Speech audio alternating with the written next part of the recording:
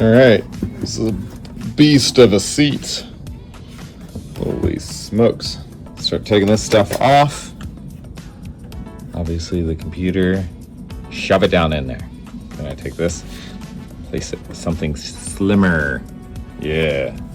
So another thing I do is when I'm done with the bolt and I don't know if I'm going to use it again, I put it back on where I took it off, even though it's not holding anything on anymore.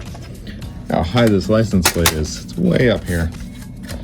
Strip that off. I think this will probably go down there. So this was hidden underneath the rear seat.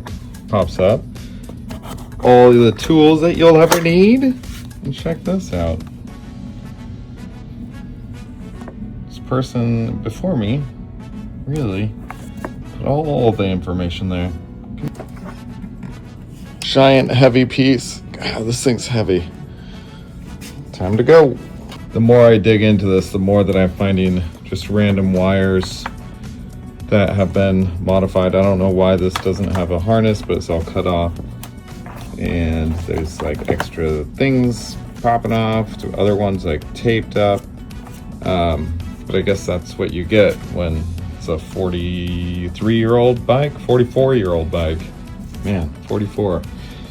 Yep, lots of fraying stuff. Just gotta really work on this.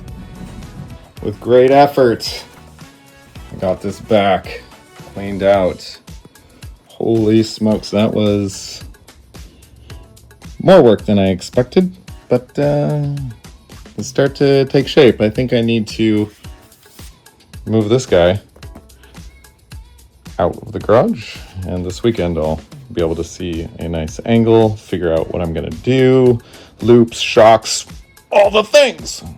There she is. I removed so much stuff. I'm gonna chop it right here. It's be gone. So loop, seats.